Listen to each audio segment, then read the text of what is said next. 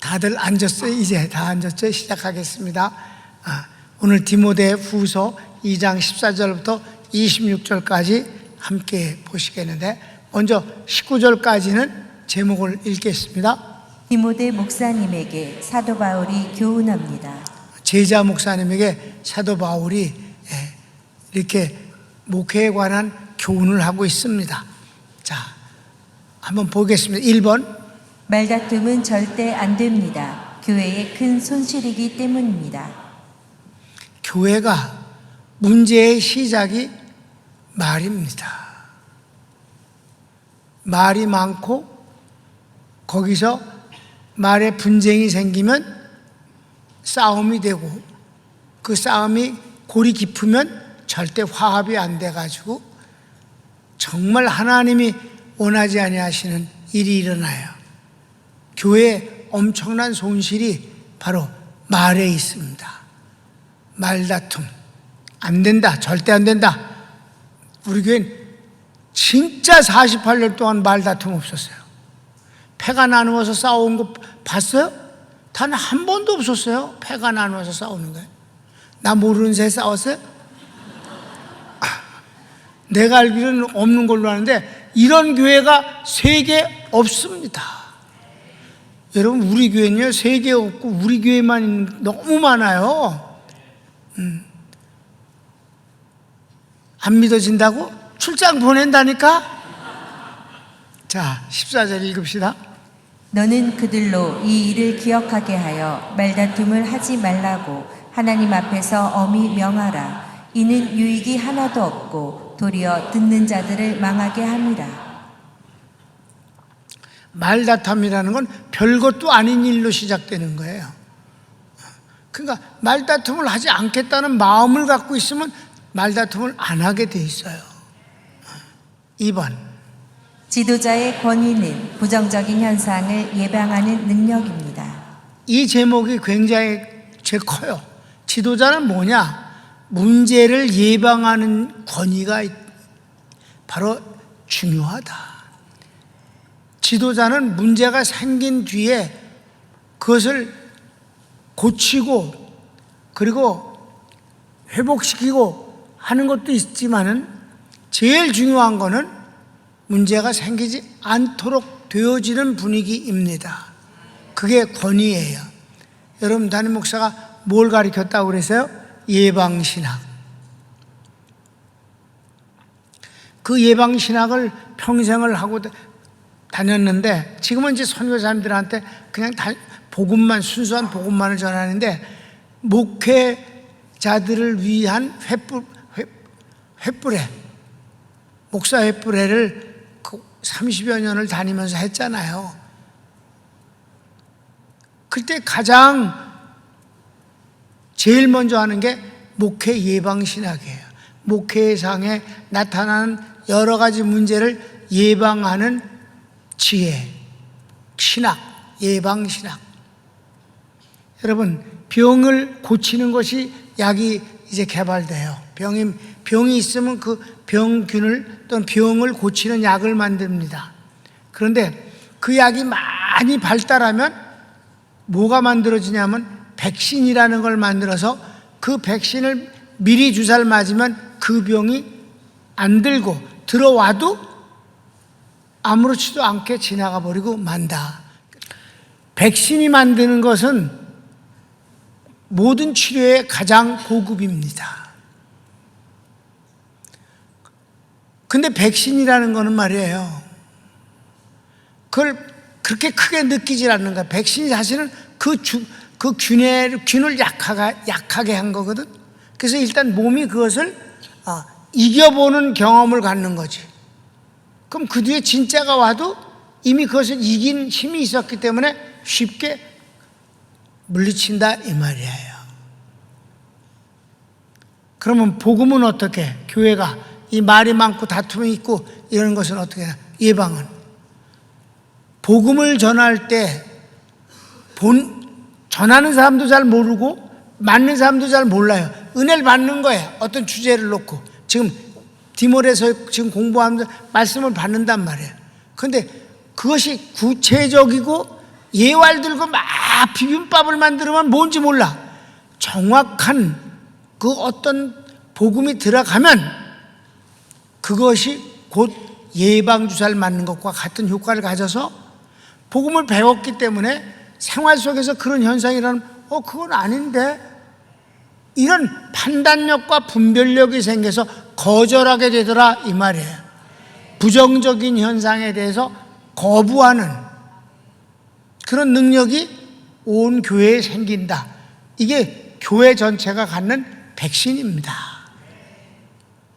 그래서 우리 병강교회 48년 동안 고린도 전서에 나타나는 10가지 문제가 단 한 번도 생기지 않았어요.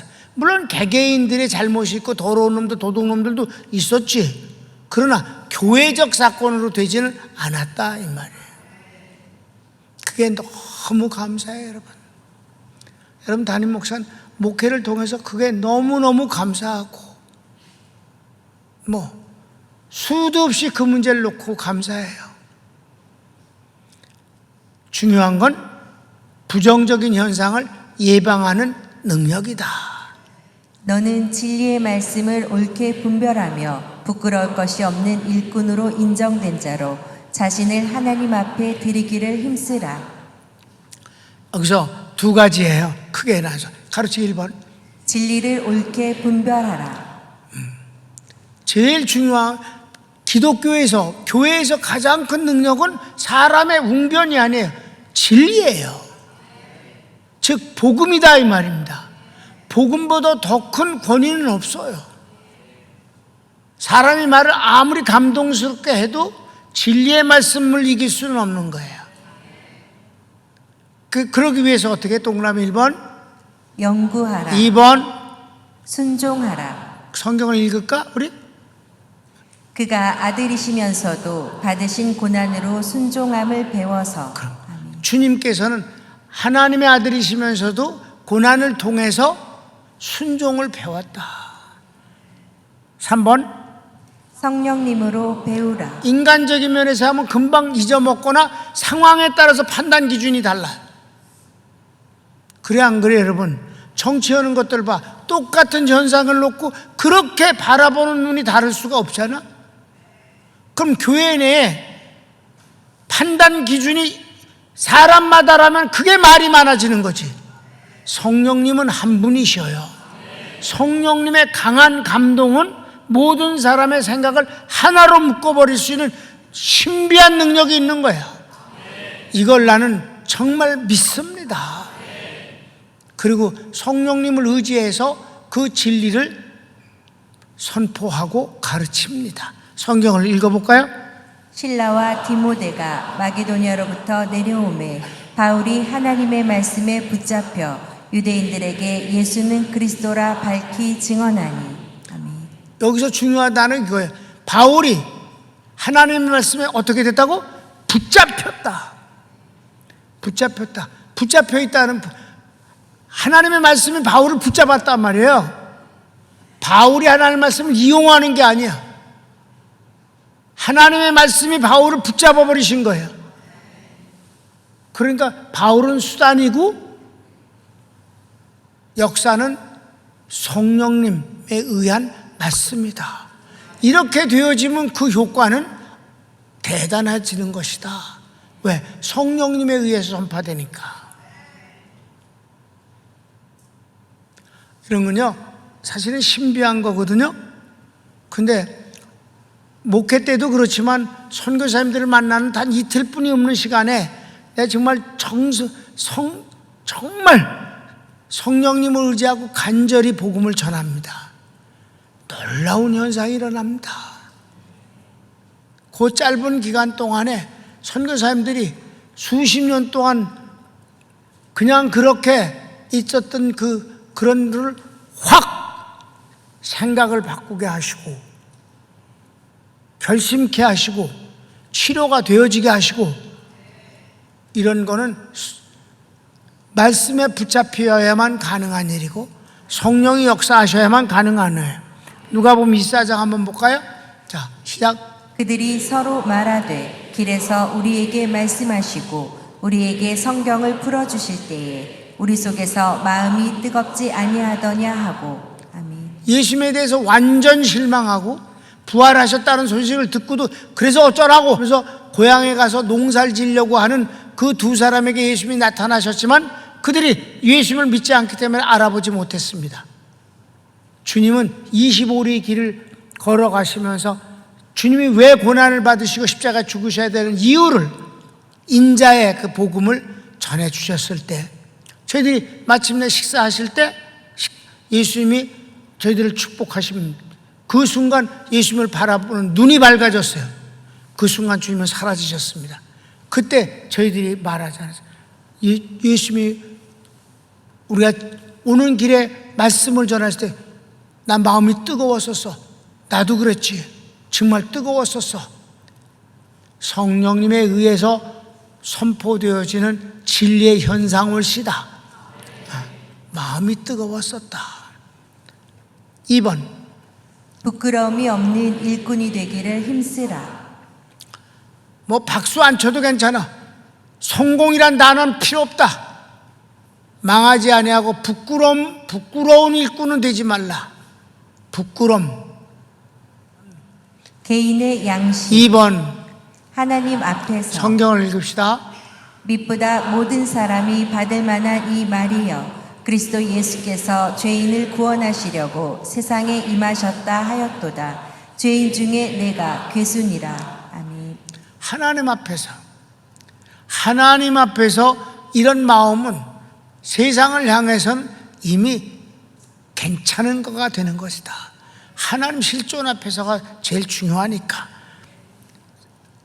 그래서 하나님 실존 앞에서 삽시다 라고 하는 거예요. 동그라미 3번 성도가 주님을 위하지 않음은 부끄러운 일입니다. 뭐가 부끄러우냐? 염치 없는 것이 부끄러운 거예요, 여러분. 염치를 모르는 게 부끄러운 거예요. 그런 사람은 뭐예요? 부끄러운 줄 모르는 거예요. 여러분, 주님이 우리를 위해서 하신 일이 얼마야? 그걸 다 우린 선물로 아무 공로 없이 다 받았잖아. 그런 사람은 뭐 어떻게 돼야 돼? 주님을 위해서 일하는 건 당연하잖아. 그런데 그걸 부담을 갖는다거나 그게 무슨 대단한 것처럼 하는 그 자체가 부끄러운 일이라는 거예요. 염치 없는 짓. 여러분, 그래서 있잖아요. 내 근래에 그런 부분에 대해서 인터넷을 좀 이렇게 통해서 보는데 그 많은 전문가들이 말을 합니다. 평생 친구란 없다. 그런 걸 얘기를 들으면서 성도가 나이 먹으면서 신앙생활을 통해서 교회의 성도의 교제란 얼마나 축복인가. 정말 사랑하는 사람들이 부담 없이 진심의 마음으로 서로를 축하하고, 아멘. 서로를 축하하잖아. 막 축하하잖아. 성도의 교제가 얼마나 좋은가. 그러니까 내가 많은 사람한테 항상 그래. 나 신경 쓰고 그러는 교제를 하고 싶은 생각이 없다. 왜? 진심으로 사랑하는 사람들이 수천 명이다. 여러분, 성도의 이 교제가, 이 말다툼을 안 하는 성도의 교제가, 분쟁이 없는 이 성도의 교제는 정말 행복한 겁니다. 앉아있으면서 저 인간 꼴도 보기 싫다. 이거 스트레스예요, 그거. 그런 게 없다는 게 너무 복이야. 정말 그렇죠? 그런 분위기로 48년이 우리 교회가 진행됐다는 것은 정말 아름다운 축복이다. 그 어떤 축복보다 돈보다 더 큰 축복이다. 예방신학, 지도자가 부정적인 것을 예방하는 것은 최고의 능력이다. 여기까지. 3번 이단자를 버리라. 이단자는 단호하게 버려야 되는 것입니다. 이건 예수님이 이단을 제일 싫어하시고 성경 전체가 항상 그런 것입니다. 이단은 주님을 능멸하는 개 같은 것들입니다. 이단은 자기의 이익을 위해서 주임을 버리는 행위입니다. 아멘. 이단은요, 주임을 잘 섬기려고 이단이 된 게 아니에요. 이단은 언제나 사람을 유혹해서 돈을 뽑으려고 하는 짓거리가 이단의 목적이옵시다. 그러니까 이단은 정말 배격해야 되고 때려잡아도 괜찮습니다. 자, 가르치기 1번. 망령되고 헛된 말은 경건에서 점점 멀어져 갑니다. 망령되 거짓말을 말하는 거야. 거짓말은 절대로 거짓말이 경건, 하나님을 아름답게 섬기는 관계에는 불가능하게 된다. 16절. 망령되고 헛된 말을 버리라. 그들은 경건하지 아니함에 점점 나아가나니.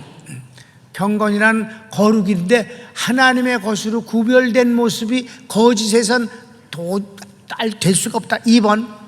마침내 독한 종기 같아서 멸망에 이릅니다. 이단에 빠지면 결과는 망하는 건데, 이단에 속한 사람들이 다시 회복돼서 정상적인 교회 생활 거의 불가능하며 그런 사람은 거의 없습니다. 있다면 그건 천만다행의 것이다. 대부분 그냥 거기서 망하는 것입니다. 성경을 읽읍시다. 17절. 그들의 말은 악성 종양이 퍼져나감과 같은데 그 중에 후메네오와 빌레도가 있느니라. 이렇게 이단에 빠진 자도 있다는 것이 3번. 망령된 말을 겁없이 하는 것이 바로 마귀에게 속한 것입니다. 그네들은 막 틀리고 거짓말을 막 빵빵하고 막 자신있게 하고 유혹한다 이 말이에요. 자, 18절.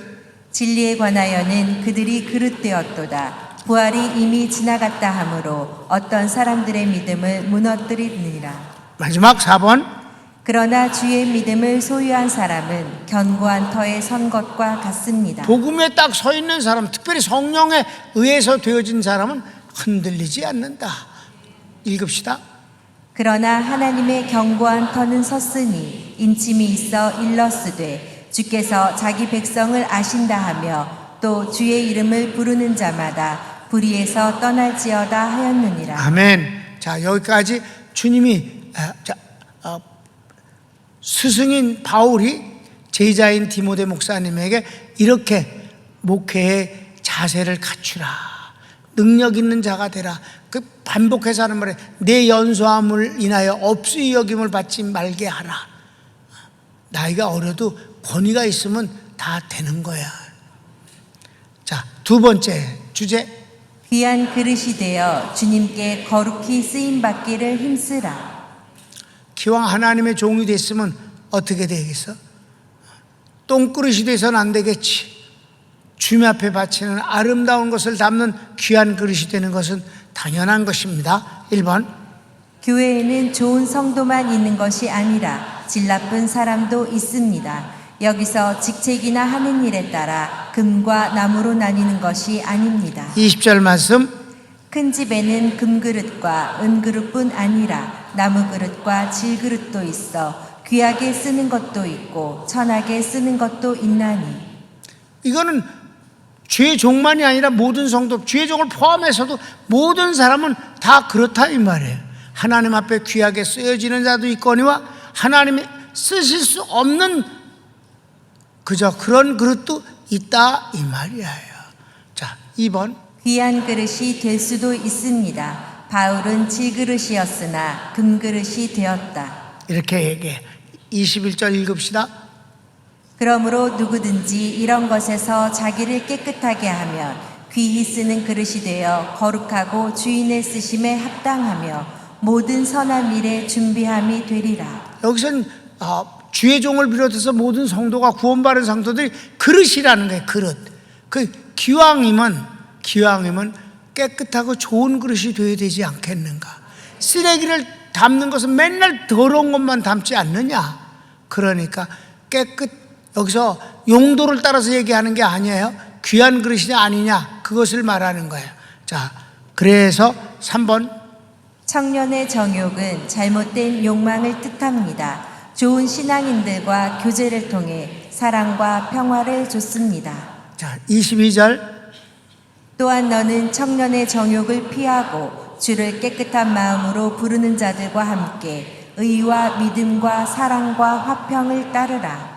그래서 청년의 정욕이라는 것은 나쁜 의미의 욕구를 뜻하는 것입니다. 자, 그 다음에 4번. 어리석고 무식한 변론을 피하면 다툼도 없습니다.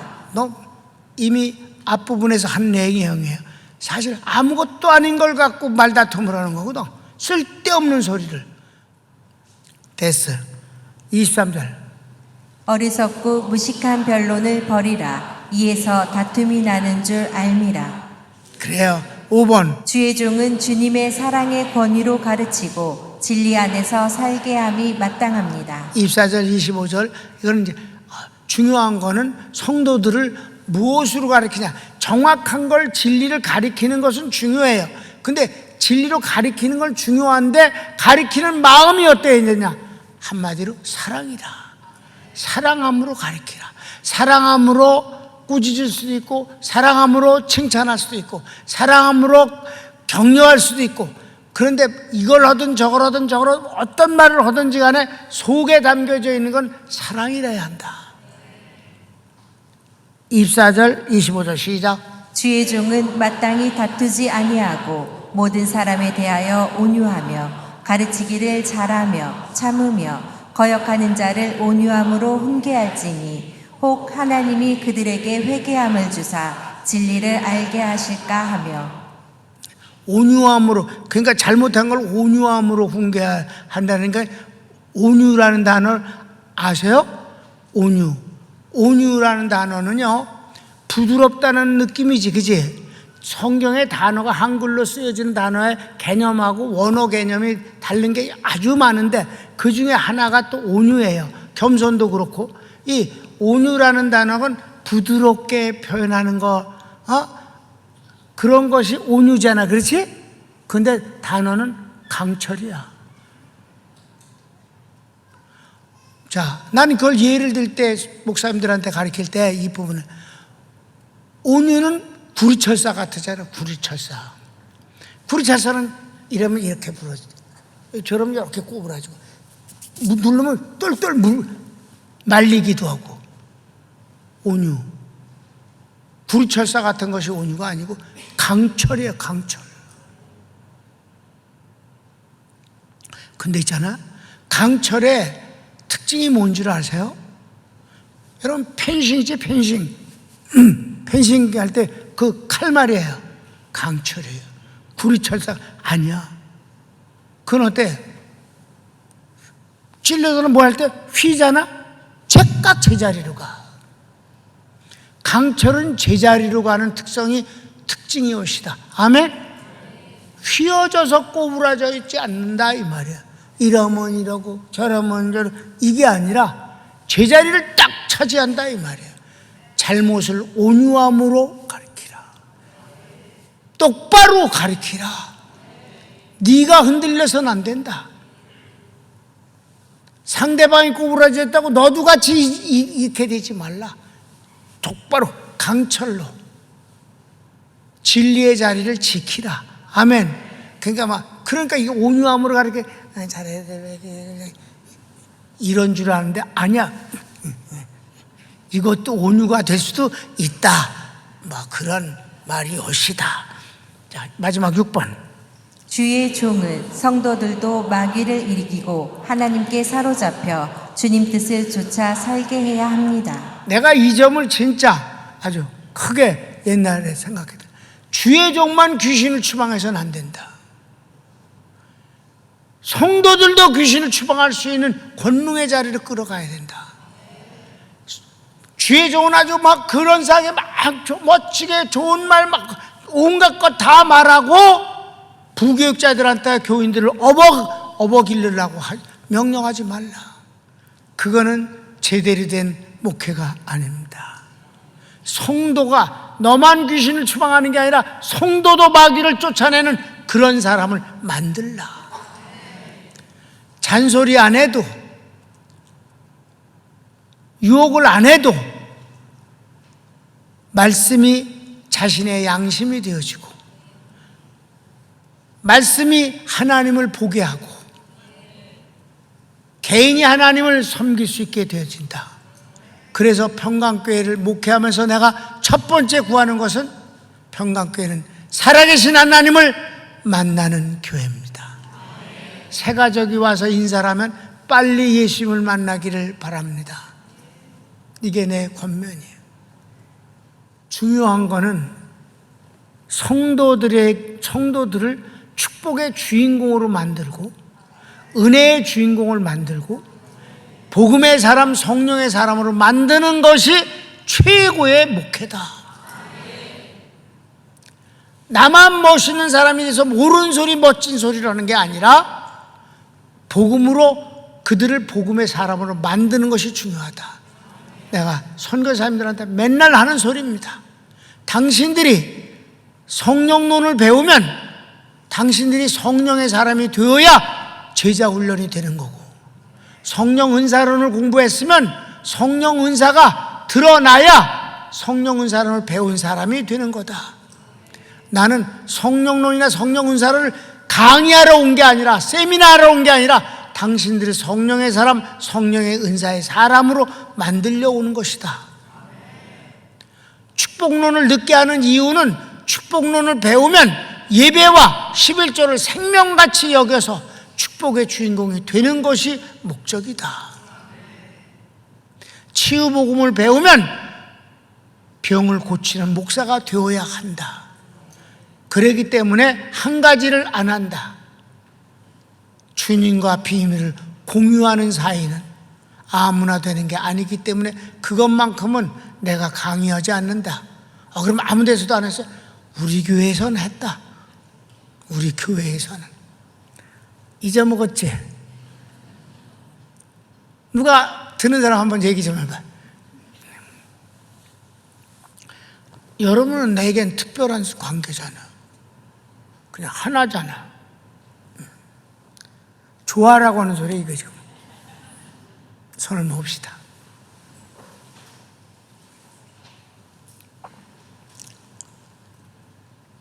사랑하는 성도 여러분, 나는 어쨌거나 여러분들이 부정적인 면에서는 강력한 백신을 맞아서 어떤 마귀의 역사도 여러분에게 어떤 병도 일으키지 않기를 원하며, 긍정적인 면에서는 복음의 사람이 되어져서 하나님을 기쁘시게 하는 귀한 성도와의 삶을 살기를 원하며, 그래서 어떤 환경도 다스려서 승리함으로 축복의 열매를 많이 맺기를 기도합니다. 다 같이 주여 한번 놓고 기도합시다. 주여, 사랑하는 주님 감사합니다.